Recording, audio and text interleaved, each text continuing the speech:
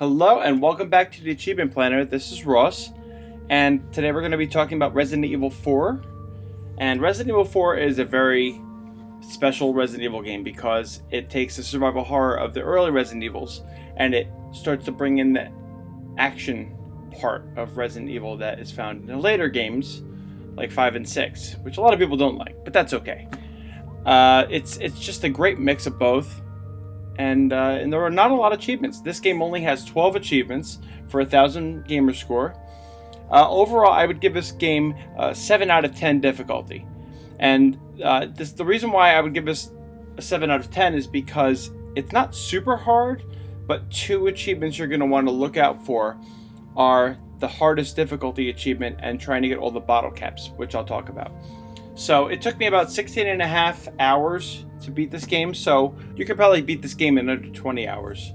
I did 3 playthroughs. The first playthrough was all the story achievements plus the miscellaneous achievements. There were 2 of them. And then I did the extra bonus game. There are actually a lot of bonus games, but you only have to complete one of them separate ways for the achievements. So I did that, and basically all I had left after that was my second full playthrough, which was on the hardest difficulty.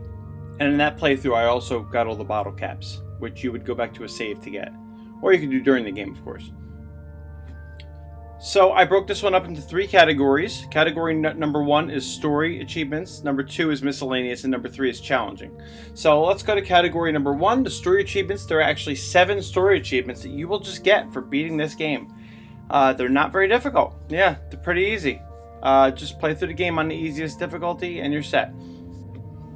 Now within that first playthrough is when I put in the miscellaneous ones. There are 2 miscellaneous achievements, not including the costumes, which we'll talk about after, but the 2 miscellaneous achievements, one of them is do not shoot the water, which actually comes at the end of chapter 1-3. So a lot of times with the miscellaneous achievements you're wondering, well, when do they come? That's the problem. So all you have to do is shoot the water when you get to the water. That's all I'll say. Alright, at the end of chapter 1-3 is when you can get that miscellaneous achievement. Try not to give any spoilers. The other miscellaneous achievement, which is actually worth 150 gamer score, is called the Terrifying Assassin, and that's at the end of chapter 4-1. You're going to fight this dude, Verdugo, I don't know how to say his name. What happens is you can usually just run away from him. So all you have to do is make sure you kill him. Alright, I won't give you any strategies or anything for how to kill him. That's what some of the guides I'll put up can give you. But those are the 2 miscellaneous achievements.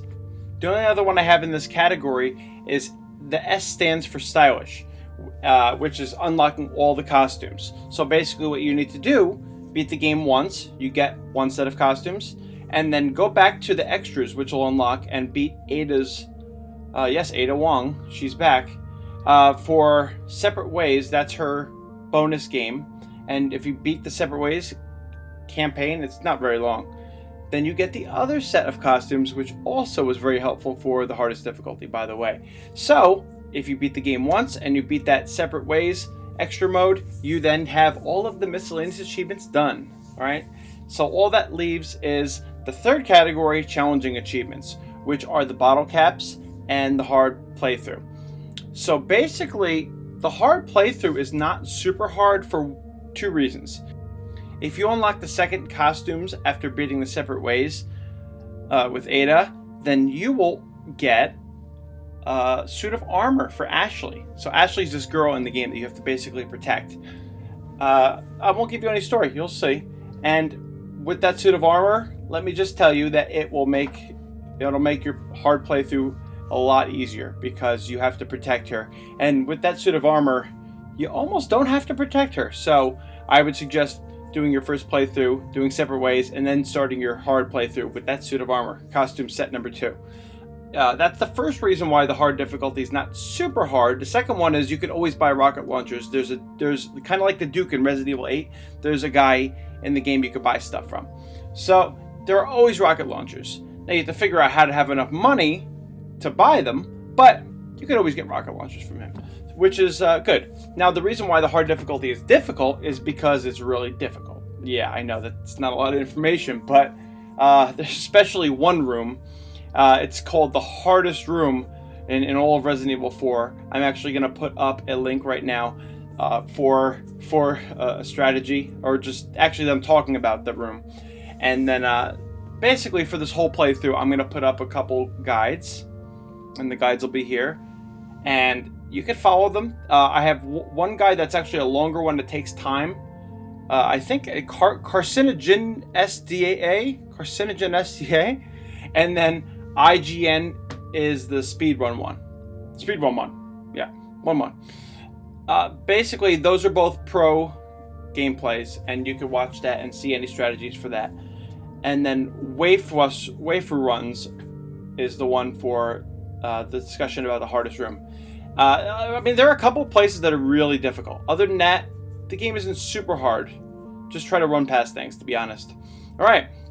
And the last difficult achievement is the bottle caps. So when you get to certain places where the merchant is, you can go into a side room. And I'm going to put up a video by the Halidoc brothers, and they're going to kind of walk through that. You have to basically you have to beat it like 6 times, kind of. In a way, you have to beat the 4 different sections, A, B, C, and D. And you will get a number of bottle caps for that. Then you have to get all of them, and then you have to get over 4,000. It's kind of confusing, but you'll get more from the video. But basically, you got to get all those. And at first, I was like, I can't do this one because I'm horrible. It's target practice, basically. I'm horrible at target practice, but wasn't as hard as I thought. You got to try to hit without missing.